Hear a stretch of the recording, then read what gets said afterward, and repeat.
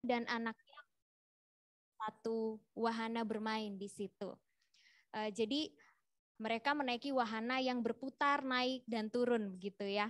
Dan sang ayah ketika menaiki wahana itu, dia memeluk anaknya seerat yang dia bisa karena takut anaknya akan terlontar keluar.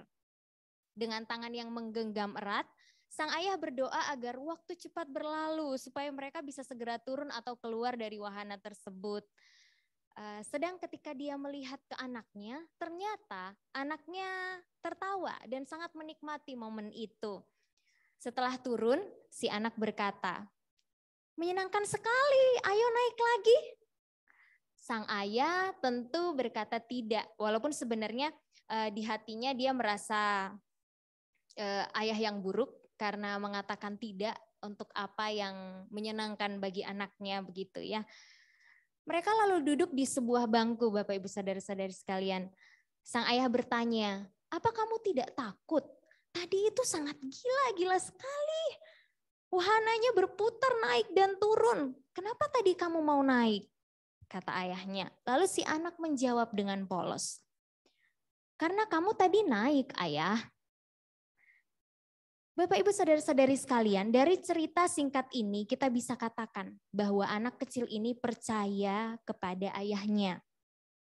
Si anak merasa sangat aman ketika bersama ayahnya sehingga tidak ada yang perlu ia khawatirkan atau terlalu takutkan, bahkan ketika sebetulnya wahana yang dinaiki tadi itu adalah wahana ekstrim yang tidak semua orang bisa berani untuk naik. Nah, Bapak Ibu saudara-saudari sekalian, penting bagi kita untuk memahami bahwa Allah itu sesungguhnya dapat dipercaya. Bahwa Allah yang diwahyukan oleh Yesus tidak pernah mengerjakan bencana bagi kita. Allah tidak memiliki motivasi yang licik atau jahat. Allah itu sepenuhnya baik. Bapak Ibu saudara-saudari sekalian, fakta bahwa Allah itu Maha Tahu dan Maha Kuasa itu membuat sifat kebaikan Tuhan itu menjadi sempurna. Tapi ternyata tidak semua orang percaya bahwa Allah itu dapat dipercaya. Salah satunya konsep yang salah. Konsep yang salah itu mempengaruhi kepercayaan manusia kepada Allah. Sebuah kisah lagi, ada seorang anak muda. Dia bercerita bahwa sejak masih kecil pendetanya yang adalah wakil Allah ya, dan bertugas menyampaikan firman Tuhan dari minggu ke minggu. Beliau selalu memohon agar orang-orang berhenti berbuat dosa sebelum terlambat. Jadi jika mereka telah berbuat dosa, mereka harus segera bertobat sebelum terlambat. Sebab Allah sangat membenci dosa sehingga Dia akan mengirim seseorang bahkan yang sudah dibaptis sekalipun menuju penghukuman kekal oleh karena satu dosa saja. Dan konsep inilah yang anak muda ini dengarkan sejak kecil dan konsep ini telah merusak hidupnya. Salah satunya, dia menjadi terlalu khawatir, merasa takut hingga tidak berani menyetir mobilnya. Jadi dia takut kalau tiba-tiba di pikirannya muncul pikiran buruk atau pikiran jahat atau bahkan pikiran erotis dalam pikirannya.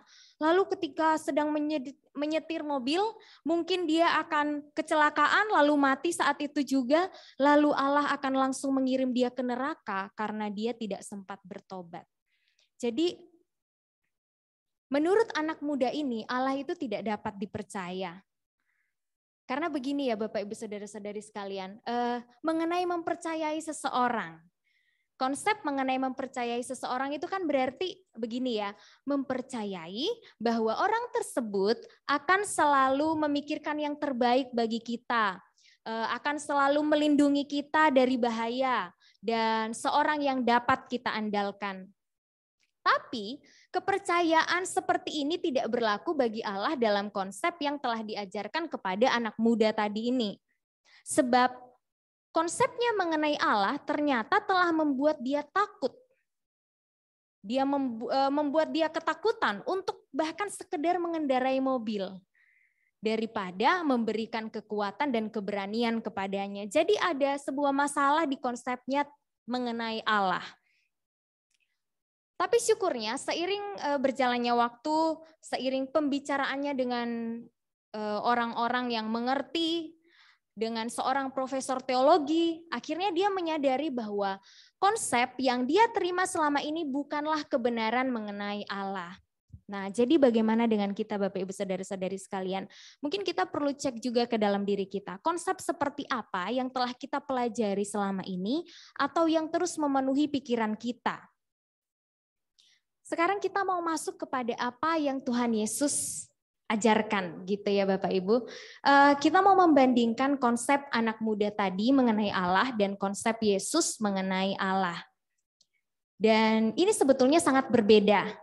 Jikalau konsep anak muda tadi mengenai Allah membuat dia takut, membuat dia ketakutan, begitu khawatir dengan hidupnya, konsep Yesus mengenai Allah sangat berbeda. Bagi Bapak Ibu yang saat ini dekat dengan Alkitab, sudah siap dengan Alkitabnya, bisa buka Lukas 10 ayat 22. Lukas 10 ayat 22. Ya, saya akan bacakan untuk kita. Semua telah diserahkan kepadaku oleh Bapakku, dan tidak ada seorang pun yang tahu siapakah anak selain Bapa, dan siapakah Bapa selain anak, dan orang yang kepadanya anak itu berkenan menyatakan hal itu. Amin. Jadi dengan kata lain, kalau kita ingin tahu siapa Allah Bapa, kalau kita ingin tahu seperti apa Allah Bapa, kita perlu tahu dari Yesus. Sebab Yesuslah anak Allah. Nah, selanjutnya di dalam Markus 14 ayat 36, katanya, ini kata Tuhan Yesus, ya Aba, ya Bapa, tidak ada yang mustahil bagimu. Ambillah cawan ini daripadaku, tetapi janganlah apa yang aku kehendaki, melainkan apa yang engkau kehendaki. Kalimat doa ini Yesus katakan dalam peristiwa di Taman Getsemani yang sepertinya atau pastinya sudah tidak asing lagi di telinga kita. Yesus memanggil Allah dengan sebutan Aba. Sebutan ini Bapak Ibu Saudara-saudari sekalian menjadi kata kunci karena menyatakan sesuatu yang penting mengenai sifat Allah. Aba itu kalau secara akurat diterjemahkan sebagai Bapa terkasih, dear Father. Istilah ini menyatakan keintiman dan juga ketaatan. Jadi melalui sebutan Aba, kita tahu bahwa bagi Yesus, Allah itu bukan pribadi yang jauh dan tidak terjangkau begitu ya Bapak Ibu, melainkan secara intim terlibat dalam kehidupan Yesus. Nah, seorang pakar perjanjian baru, C.F.D. Moule, menulis begini. Sebutan kata yang intim ini tidak menyiratkan kedekatan yang umum, tapi justru menggambarkan hubungan dan kekaguman yang sangat mendalam. Jadi Bapak Ibu Saudara-saudari sekalian, Yesus menggunakan sebutan Aba ini kepada Allah ketika dia menghadapi masa-masa paling sulit dalam hidupnya. Yesus sedang menghadapi penyiksaan dan kematian. Dalam Injil Lukas 22 ayat 44 kita tahu bahwa Yesus itu sedang bergumul sampai-sampai peluhnya seperti tetesan darah. Mungkin saya juga tidak bisa dengan tepat membayangkan seperti apa itu karena belum pernah mengalami seperti apa itu peluh menetes seperti tetesan darah. Yesus berdoa Bapak Ibu Saudara-saudari sekalian, janganlah apa yang aku kehendaki melainkan apa yang engkau kehendaki. Bagaimana mungkin dia, Yesus, bisa berbicara demikian kepada Allah pada masa-masa sulit seperti itu? Salah satu jawaban yang dapat kita mengerti adalah sebab Yesus percaya kepada Bapanya. Allah adalah Allah yang baik dan Bapa yang penuh kasih.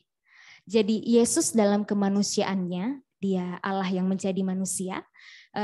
Yesus dalam kemanusiaannya mengatakan kepada kita bahwa Allah itu begitu baik sehingga kita bisa menaati Dia dalam kondisi apapun yang terjadi.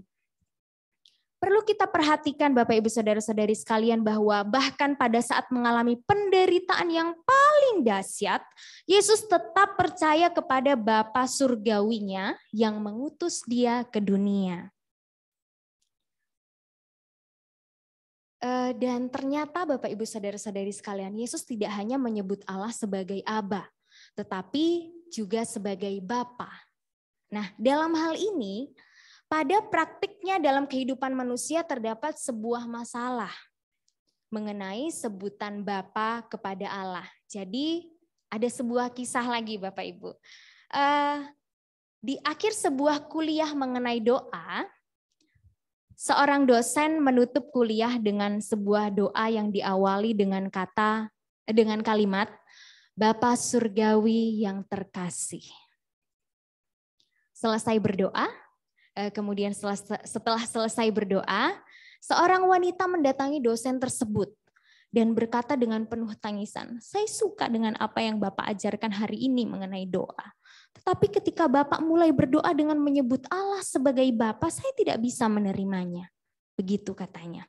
Kemudian wanita itu melanjutkan seperti ini, "Saya mempunyai seorang ayah yang jahat dan saya tidak bisa membayangkan Allah sebagai ayah saya," katanya. Mendengar itu, dosennya merasa sedih tentunya bagi wanita ini.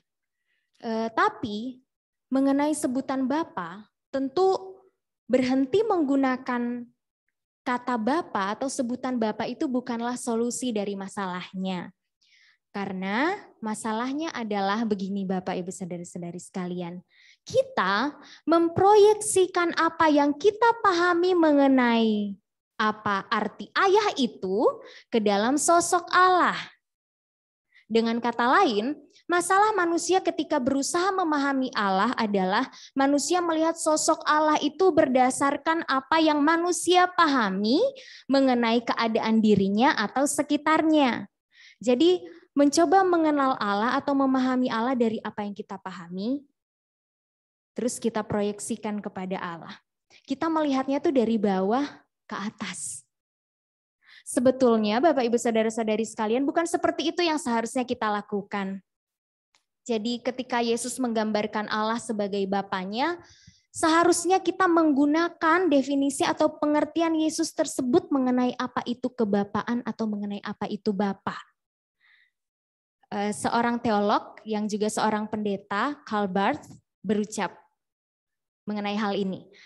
Konsep kebapaan yang benar dan tepat haruslah kita pelajari dari Allah sendiri, dan dari konsep kebapaan itulah pemahaman mengenai bagaimana manusia menjadi seorang ayah seharusnya dilakukan. Jadi bukan dari apa yang kita pahami kita coba melihat Allah, tapi bagaimana Allah itu sendiri yang kita pelajari, kemudian kita pakai pemahaman itu untuk menolong kita bagaimana menjadi seorang ayah, atau bahkan jika lebih luas dari itu sebagai orang tua, begitu ya Bapak Ibu. Maksud Calvert begini, ketritunggalan itu sudah ada sebelum dunia ini dijadikan.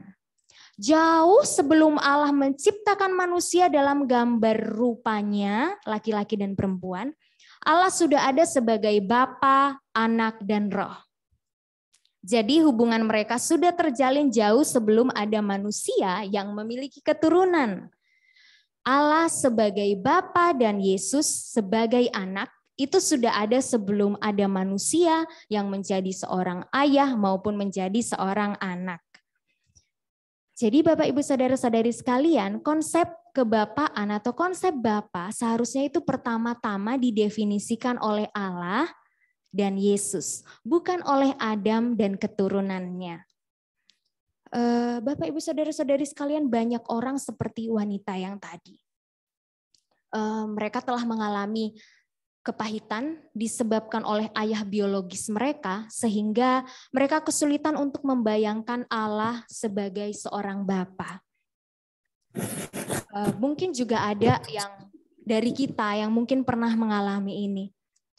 Tapi solusi yang tepat bagi masalah ini bukanlah membuang istilah Bapa itu, tetapi memahami Bapa sebagaimana yang dimengerti oleh Yesus. Biarpun perumpamaan Yesus mengenai seorang ayah itu hanya sedikit di dalam Alkitab, salah satunya tentang anak yang hilang begitu ya. Tapi penting bagi kita untuk memperhatikan bagaimana konsep kebapaan dari Allah yang kita mengerti dari Yesus. Sekarang saya mau ajak kita lihat secara singkat bagaimana cara Yesus berdoa kepada Bapa supaya kita bisa mengerti seperti apakah Bapa di surga itu. Jadi secara singkat, hal yang kita pelajari dari doa Bapa kami adalah, ini sesuai urutannya. Yang pertama, kita belajar bahwa Allah itu sangat dekat dengan kita. Artinya Allah hadir di sini saat ini juga. Yang kedua, kita belajar bahwa Allah itu kudus. Artinya Allah itu murni. Yang ketiga, kita juga belajar bahwa Allah adalah Raja yang memerintah surga. Artinya Allah itu maha kuasa. Yang keempat, kita juga belajar bahwa Allah itu peduli kepada kita. Artinya Dia Allah yang selalu menyediakan segala keperluan kita. Selanjutnya yang kelima, kita bisa belajar bahwa Allah itu mengampuni kesalahan-kesalahan kita. Allah itu mengampuni kita. Yang keenam, kita belajar bahwa Allah menolong kita dari ujian dan pencobaan. Jadi biarpun kita mengalami masalah, kecelakaan atau pencobaan, Allah itu tetap hadir. Sebab jelas tidak ada yang terjadi di luar kontrol Allah. Tidak ada yang terjadi di luar kontrol Allah yang dapat kita percaya itu. Jadi Allah Bapa itu dekat, kudus, berkuasa, peduli, mengampuni, dan melindungi. Semua sifat ini menggambarkan siapa itu Allah dan apa artinya menjadi seorang ayah. Sekarang kita bisa tahu jelas ya Bapak Ibu, kebaikan dari Allah Bapa. Yang berarti kita juga sekarang memiliki ukuran dalam menilai bagaimana cara menjadi orang tua. Menjadi orang tua yang baik. Kemudian sifat-sifat Allah selanjutnya, seharusnya maksud saya, sifat-sifat Allah itu seharusnya juga menjadi penentu dari karakteristik seorang ayah dan tentu juga seorang ibu, bukan sebaliknya. Jadi solusi yang baik terhadap kondisi seperti wanita tadi adalah bahwa setiap orang itu perlu didorong untuk mengerti apa yang menjadi pengertian Yesus dan mengenali Bapa sebagaimana yang Yesus kenal. Sehingga setiap orang itu mendapatkan pemulihan. Kita tahu, kita percaya Yesus sendiri adalah gambaran dari Bapa. Sehingga ketika kita melihat Yesus, kita sebenarnya juga melihat Allah Bapa. Dalam Yesus kita telah melihat keseimbangan yang sempurna dari semua karakter yang baik. Yesus adalah pribadi yang lembut, tetapi juga bisa tegas ketika memang diperlukan. Jadi Bapak Ibu Saudara-saudari sekalian, malam hari ini saya ingin mengajak Bapak Ibu Saudara-saudari sekalian untuk mempercayai Allah bukan hanya sebagai Tuhan tapi juga sebagai Bapa yang terkasih seperti Yesus. Sekarang pertanyaannya bagi Bapak Ibu Saudara-saudari, aspek apakah dalam kehidupan ini yang membuat Bapak Ibu Saudara-saudari itu sulit untuk percaya kepada Allah? Apakah mengalami perceraian? Apakah karena mengalami kehilangan? Apakah karena kesulitan mencari pasangan hidup dan bergumul dengan kesendirian? Apakah seseorang yang dikasihi telah tiada? Atau apakah karena harapan sudah pupus? Atau karena bisnis berakhir? Atau karena ada kondisi di mana Bapak Ibu harus mengalami kehilangan anggota tubuh? Saya pribadi dapat mengerti bahwa ada hal-hal yang sulit kita terima memang dalam hidup ini, dalam kehidupan kita. Sulit kita terima atau bahkan tidak bisa kita terima. Dan itu semua membuat kita sulit untuk menerima bahwa Allah itu baik dan memang dapat dipercaya sepenuhnya. Kita sudah tahu bahwa Yesus juga pernah mengalami masa-masa paling sulit dalam hidupnya. Yesus menghadapi penyiksaan dan kematian. Dan Yesus berkata, "Ya Aba, ya Bapa," ketika berdoa kepada Allah. Yesus berserah kepada Allah di tengah penderitaan yang dia hadapi. Yesus yang menaati kehendak Bapanya itu untuk naik ke atas salib, bukanlah ketaatan hukum yang digerakkan atas perintah. Tapi respon Yesus itu adalah respon kepercayaan berdasarkan kasih. Jadi Bapak Ibu Saudara-saudari sekalian, mari kita belajar bahwa hubungan kita dengan Bapa, dengan Allah yang dapat dipercaya itu adalah respon kepercayaan berdasarkan kasih, bukan karena peraturan, bukan karena hanya sekedar taat pada hukum, tapi karena kepercayaan berdasarkan kasih. Ketika Yesus taat pada Bapa, Yesus tahu bahwa dia dikasihi oleh Bapa sehingga akhirnya Yesus dapat mempercayai Bapa ketika melewati masa penderitaan itu. Jadi, ketika sesuatu terjadi pada kita suatu saat nanti, ketika kita harus menghadapi hal-hal buruk, kita tidak perlu memaksa diri untuk berkata semuanya baik-baik saja. Tapi kita akan mengatakan, Yesus percaya kepada Abanya. Maka saya akan percaya pula kepada Allah yang baik itu. Bapak, Ibu, Saudara-saudari sekalian, agar kita dapat menanggung segala penderitaan, maka kita harus bisa membiasakan diri untuk sadar bahwa Allah itu terus-menerus mengerjakan kebaikan bagi kita. Dia sungguh adalah Allah yang dapat kita percaya. Tidak ada keburukan yang Yesus, yang Allah sedang kerjakan. Tapi yang Allah kerjakan bagi kita adalah kebaikan untuk kita. Saya punya sesuatu untuk ditunjukkan kepada Bapak Ibu. Saya punya ini. Bapak Ibu coba lihat apa yang Bapak Ibu lihat di sini. Mungkin bisa dijawab dalam hati masing-masing saja.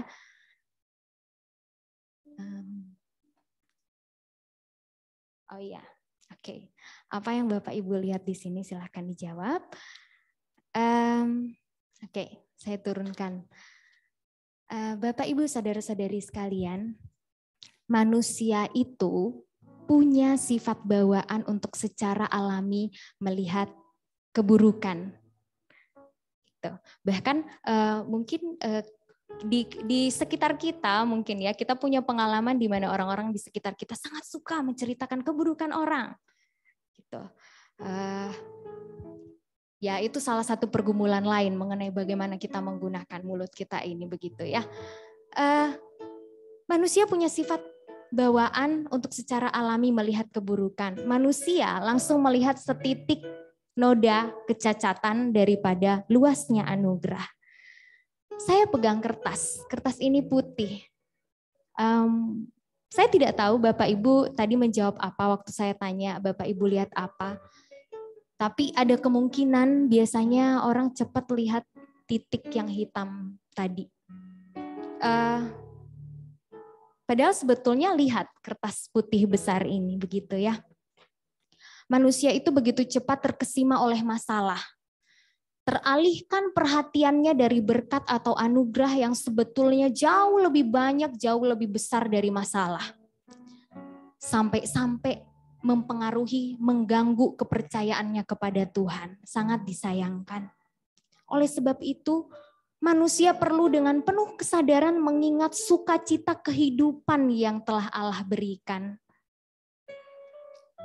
Jadi masukan bagi Bapak Ibu Saudara-saudari sekalian untuk bisa dilakukan di rumah masing-masing mulai nanti atau besok bahkan. Mungkin kita harus mencoba mencatat berkat yang kita terima atau nikmati dalam satu hari. Dengan begitu kita akan diingatkan atau kita akan mengingatkan diri kita sendiri bahwa kita memiliki berkat berlimpah. Kita memiliki harta sukacita yang luar biasa banyak dibanding masalah-masalah yang kita hadapi saat ini. Ya, bahkan sebetulnya sesungguhnya tidak ada pena atau kertas yang cukup untuk menulis semua berkat yang telah kita terima. Tapi mari kita dapat mulai melatih diri kita, melatih jiwa kita dengan cara mencatat berkat yang kita terima. Bahkan kalau kita mau hitung, kita bisa hitung berkat itu. Kita mulai lakukan untuk 1 hari misalnya. Kemudian kita ingat untuk bersyukur kepada Allah yang dapat dipercaya itu. Sehingga kita dapat melihat dengan lebih jelas bahwa Allah itu sungguh baik. Bahwa Allah sesungguhnya sedang mengerjakan kebaikan bagi kita. Dan Dia sungguh dapat dipercaya. Bapak, Ibu, Saudara-saudari sekalian, malam hari ini saya ajak kita untuk memejamkan mata kita sejenak. Mari kita ambil waktu untuk melihat ke dalam diri kita ataupun kondisi kehidupan kita. Tapi kali ini kita mau fokuskan diri kita kepada Allah yang dapat dipercaya dan memanggilnya, ya Aba, ya Bapa. Jikalau saat ini Bapak, Ibu, Saudara-saudari sekalian tidak tahu harus berkata apa kepada Tuhan, cukup dengan mengatakan, ya Aba, ya Bapa. Sesungguhnya kita adalah anak yang Ia sangat kasihi. Tidak ada sedikit pun maksud Bapa yang jahat. Hanya saja mungkin kita yang belum bisa mengerti sebagai seorang anak. Tapi sebagai anak yang mau belajar untuk dewasa, mari dengan penuh kasih, kepercayaan itu kita bangun. Dan kita bisa bicara pada Bapa kita apa adanya yang kita alami, tanpa ada yang ditutup-tutupi. Ya Aba, ya Bapa,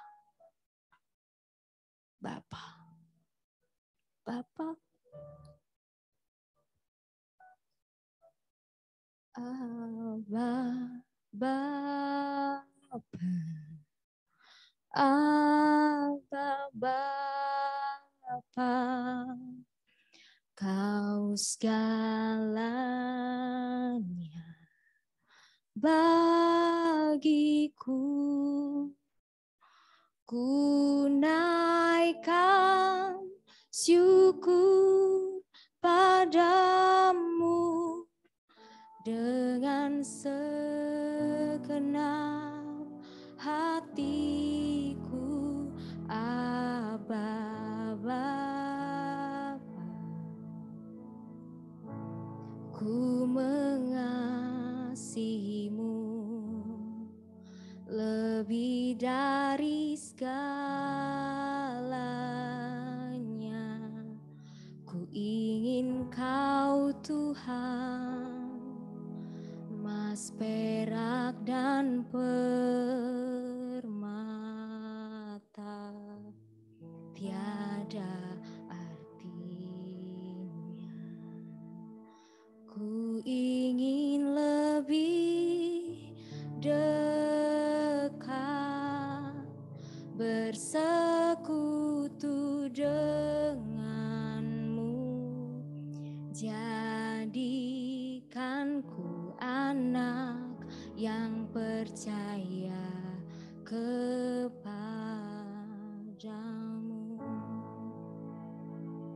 Mari panggil Dia Bapa. Aba, Bapa, Aba, Bapa, Kau segalanya bagiku, ku naikkan syukur padamu dengan segenap